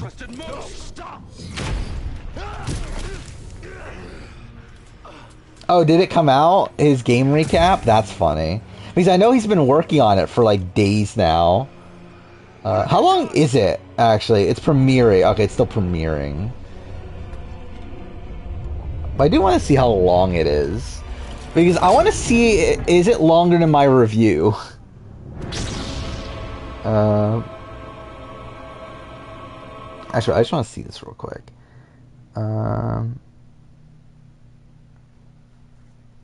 I do see it is...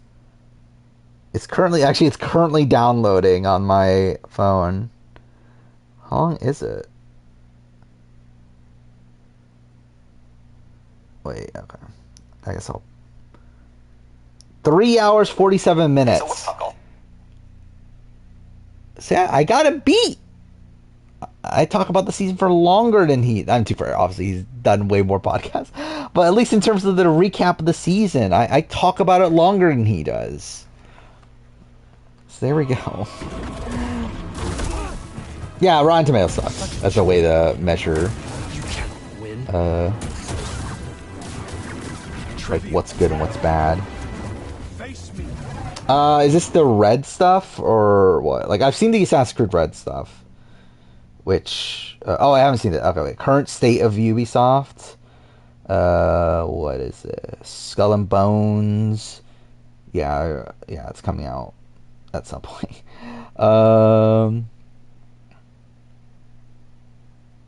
Yeah, fucking 12 Assassin's Creed projects, which yeah, that is a thing. Did Nexus come out? That's still a week away. And yeah, did Jade come out? Yeah, it's in beta. Okay.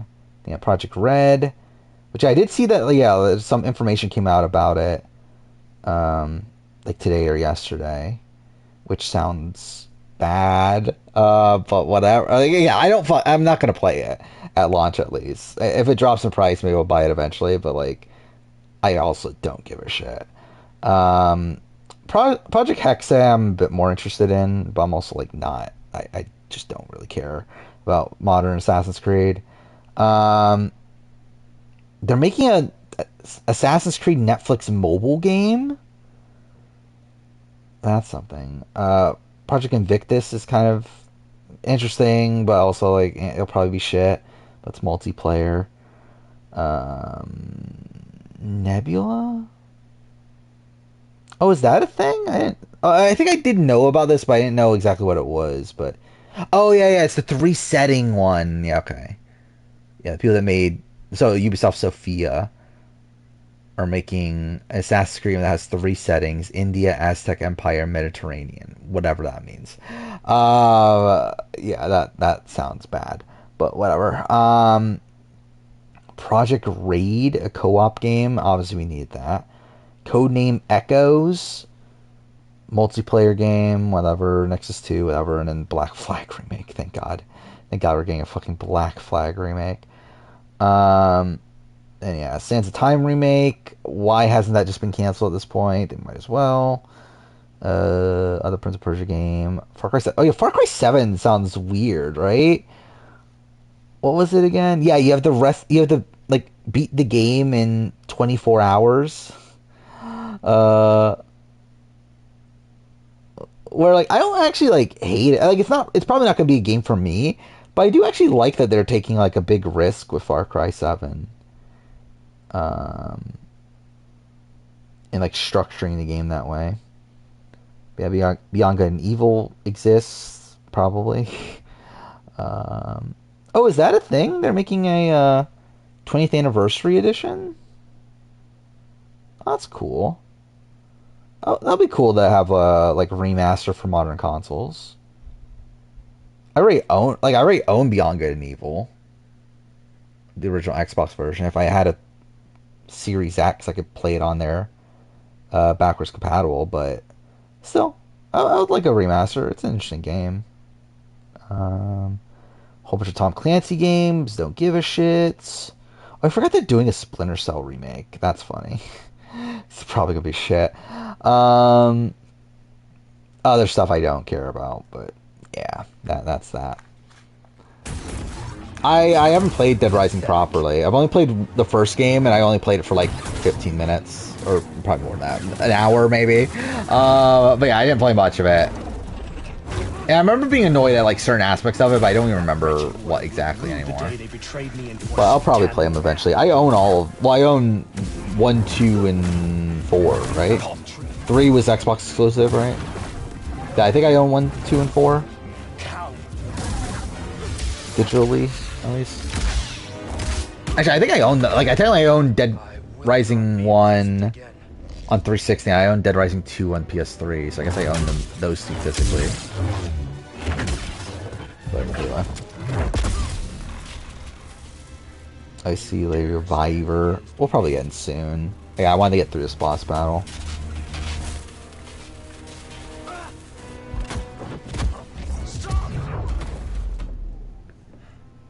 Did I cry watching Grave of the Fireflies? I don't remember. Probably not like that much, but yeah, it's very emotional.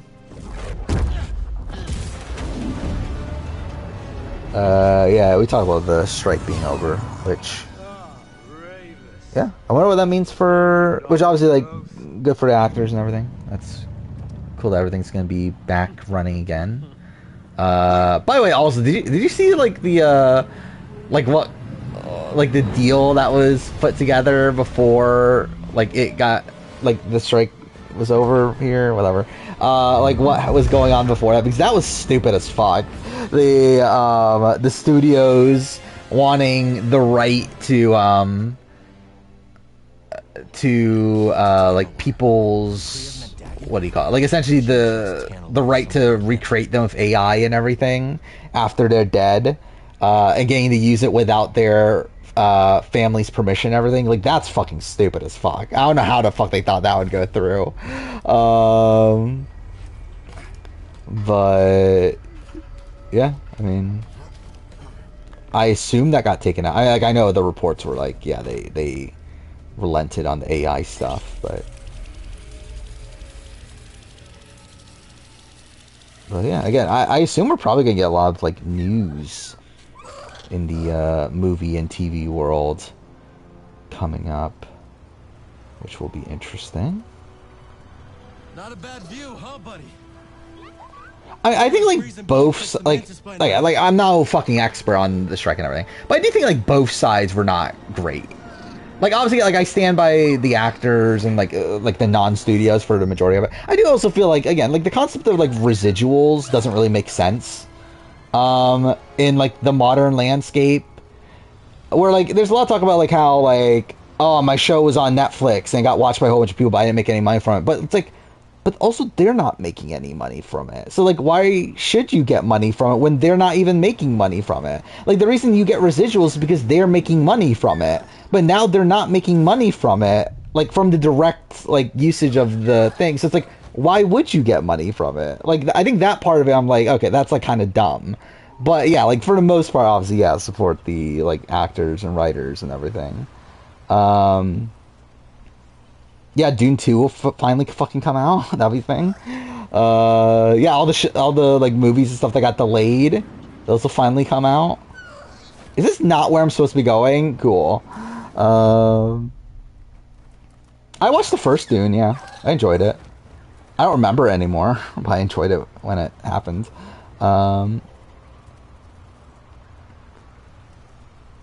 It's the make extreme demands for a compromise in the middle approach. Yeah. Okay, cool. I literally did the same thing again. Okay, game? Like, oh, okay, cool. What a masterpiece.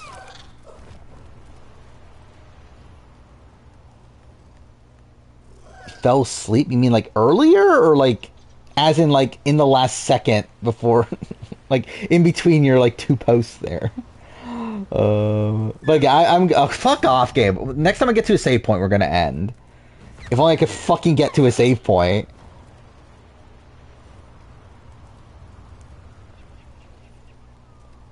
Oh, you fell asleep watching Dune. Okay. I enjoyed it. I feel like I was expecting to like it more though, I remember. Where I do remember that like my boss at the time was talking about how much he fucking loved Dune. And I was like, okay, yeah, I'm sure it'll be good. And then I watched it and I was like, okay, that's good, but it's not like the best movie ever made or anything. Okay, I almost failed that. That was super close.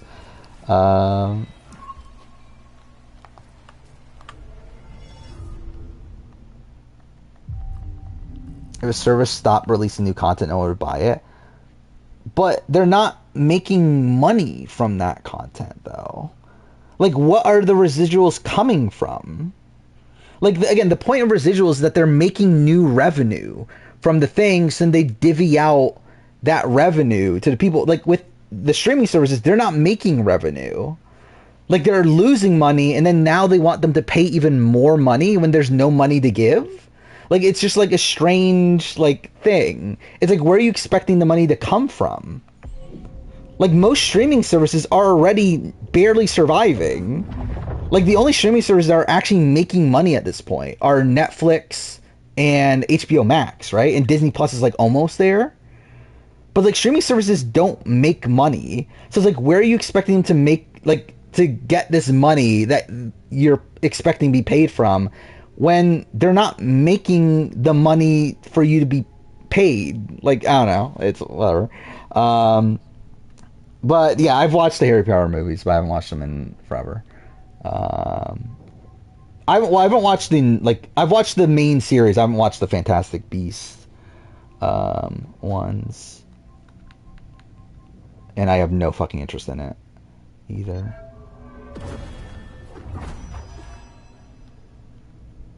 I forgot. Yeah, you were reading the Dune series. That's what you're talking about.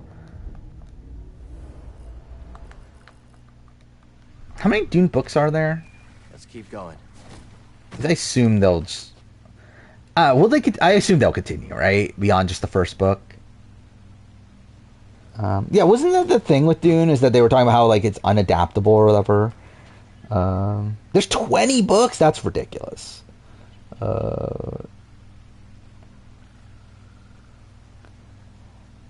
Disney's streaming service lost $387 million, yeah.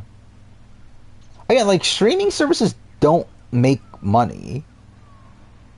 Like, they're essentially operating at, like, a massive loss with the hopes of eventually making money. To where it's like, that's why, like, Paramount Plus is fucked. Like, I don't know how long it's going to continue going for, but, like, there's no fucking way it lasts much longer. Because, like, they're simply broke. Like, they have no money. Like, it's funny it's lasted as long as it has. But it does make you wonder, like, where's all this content going to go after? Because, like, obviously what they're going to do is that, like, eventually they'll run out of money, they'll stop their streaming services, and then they'll distribute their content to, like, license out their content to the other actually successful streaming services. But... again, that'd be pain. Like, the thing that's like most of what I need for the channel is on Paramount Plus, which makes it like so convenient for me. But it's gonna be annoying once like if Paramount Plus shuts down. Okay, I love how they block this. Yeah, like if Paramount Plus shuts down, and then like what if like Netflix gets Survivor, and then like fucking like Disney Plus gets Amazing Race, and like they separate all over the place. That'll be really fucking annoying. And two, I could just watch it illegally. Like it's not that difficult, but it's like it's just kind of more. It's just more annoying. By the way, Jeff did talk about like him like not having anything to do with the Flash Forward. Essentially, that like he that it was just all the editors. And then he watched the episode and saw it in there, and he like essentially orgasmed over it. Where like he was like mind blown by it and everything. So that is a thing. Original Dune series is 6 books. Or sort of Son and the fandom hates them. So I don't know, are they really going to make 6 books worth of Dune movies?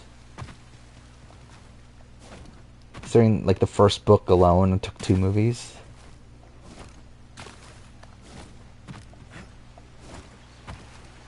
But again, we'll probably end here. I'm literally going to stream tomorrow anyway. So yeah. Back tomorrow again after Big Brother. Again, probably will be live a bit later. I would say probably around midnight. We'll see for sure. But yeah, I'll probably still stream like 2 or 3 hours tomorrow night. And yeah, I mean like we'll see how much I can watch in between. Because obviously we'll have the Big Brother finale. But again, there's 2 episodes of challenge I'll have to watch from tonight. There's Amazing Race AU. There's I'm assuming there's Amazing Race AU. I guess should I look this up? Because I didn't bother actually paying attention to it, because like they have done that at points where like the finale of an Australian show just airs a week later for like no fucking reason. Yeah,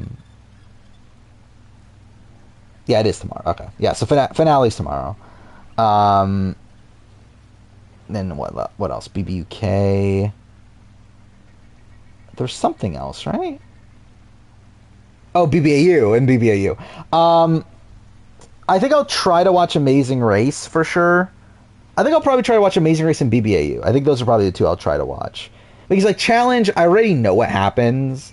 Like it's like I'll have to watch it eventually, but I'm not like dying to watch it right away. And then yeah, BBUK is like whatever. So yeah. Thought about Kevin getting booted. Oh, from Traders? Yeah, we talked about that. Actually, no, wait, no. Last stream was after the Final Four eviction, right? So yeah, I guess we did talk about that. I was gonna say, did we ever talk about Felicia getting voted out over Matt? But no, we did talk about that last stream. Yeah, I think we talked about most things, right? But yeah, also again, like we mentioned that earlier though with Kevin, that like I'm just kind of surprised he came out of this with a positive experience, because like he listened to his interview with Shannon Tharp, and like he was like so positive on it. He talked about how like it gave him what he needed out of reality television, where like he felt this like he felt like after BB Can 5 that like he lacked this like ability to connect to people, and that this season of The Traitors like made him realize that he can connect to people. And it's like I don't get how that's the interpretation he had. Like where I feel like this was his like worst performance. I mean, I guess he's saying that okay, I had these like really good bonds like Gurleen and Kuzi and Leroy, but it's like they voted you out because of like what you did. It's like how is that like how is that the takeaway you got from it? I don't know. Like yeah, I don't know. Like I think like to me it's like I don't really get how that's like what he got out of this. But again, at least he got what he wanted. At least that's the thing. He's got, like if I'm like looking at this like from an outside perspective, like he literally found his wife, I guess now ex-wife, but like is like what the person he married for like years and was in a relationship for like 10 years or whatever, from Big Brother 3. He has like one of his best friends to this day in Bruno that he met. It's like it's weird that like he talks about how like this is the season that made him realize he can connect to people when like he built these like long lasting bonds through his Big Brother seasons. But okay, whatever. Oh, are Game of the Year noms gonna come out soon? They probably are, aren't they? Yeah, wide peeling Kevin breakout. I'm supposed it was mutual, but never know. I suspect it was just yeah, they just grew apart. But yeah, wait, Game of the Year not prediction. Baldur's Gate, Tears of the Kingdom locked. After that, a bit more finicky. I'd probably say Spider-Man 2 at this point. I'd probably say Alan Wake 2 at this point.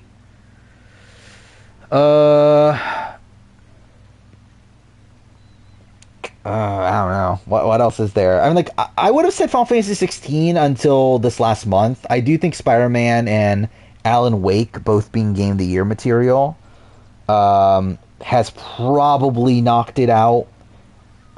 If not, like, it's barely hanging on.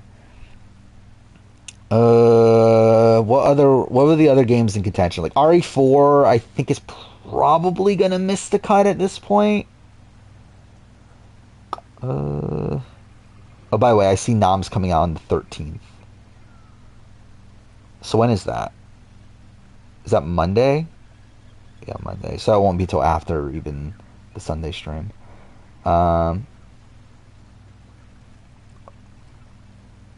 What other games came out this year? Sea of Stars. I think this year's too packed. It could, for sure, but I just feel like this is too strong of a year for it. I guess, will Starfield be nominated? Probably not. I'm looking at a list of games now. Yeah, I mean, like, I think I think those four are like the most likely. Spider-Man 2, Alan Wake 2, Tears of the Kingdom. Oh, Super Mario Brothers Wonder. I forgot about that. That was the other one. I think that's probably going to get nominated too. There's usually 6, right? Nominees. So Baldur's Gate, Tears of the Kingdom, Super Mario Bros. Wonder, Spider-Man 2, Alan Wake 2. And then one more. Yeah, I think it's between like Sea of Stars, RE4, FF16,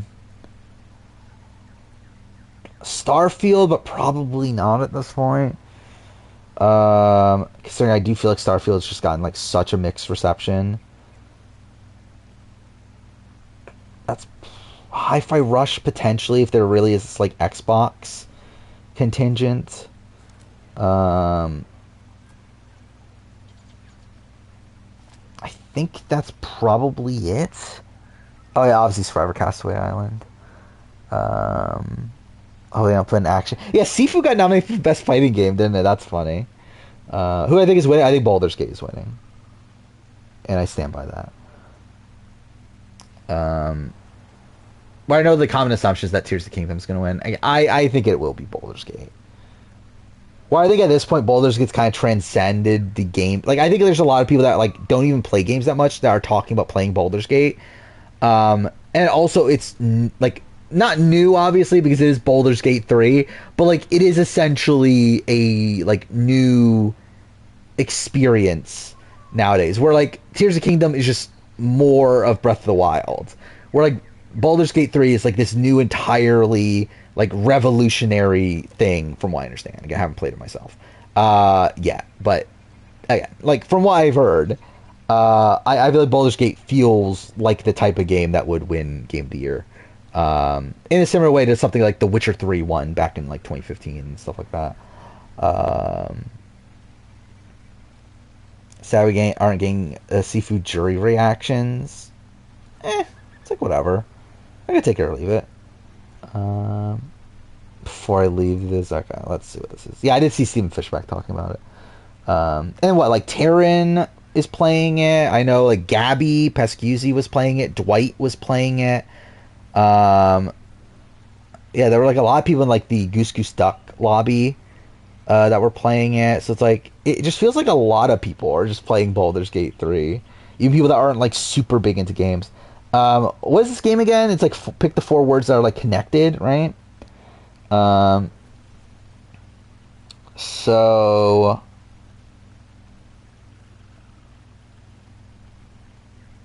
okay. Compose, reply all, forward, and send are connected. Yep, that's right. All right.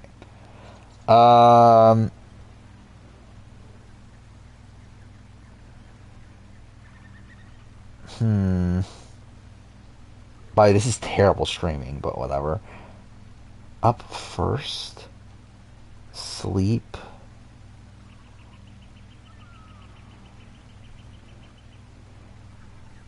Okay, at this point, this is actually kind of difficult.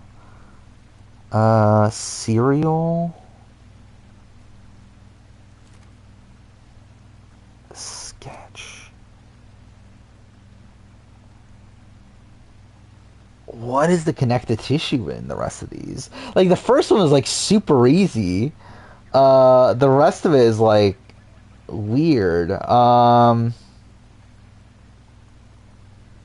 Fresh air. Divine? Prop? Wait, prop up first.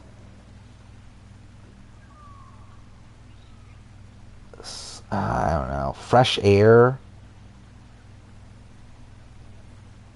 What would the other one be? Sketch, serial, exercise, radio lab. What the fuck is radio lab?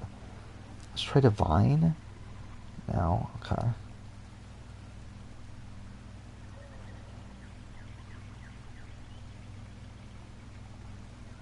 Yeah, again, I don't know. Like, this is fucked.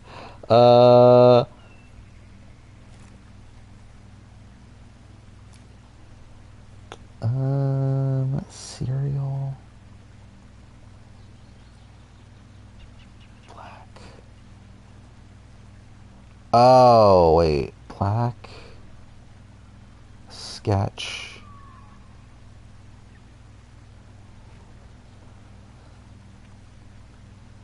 Yeah, I don't know. Yeah, I only have 2 lives left.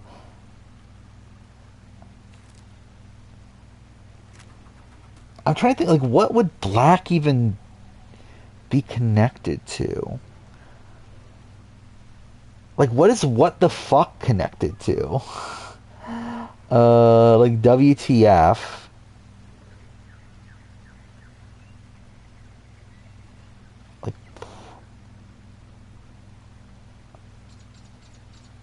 Like fresh air, exercise.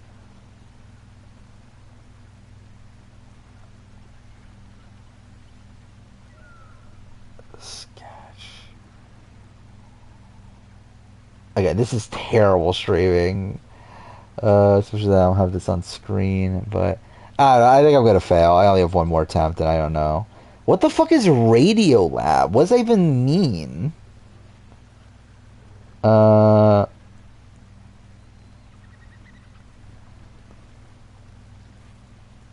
Like what? I don't even know what Radio Lab is.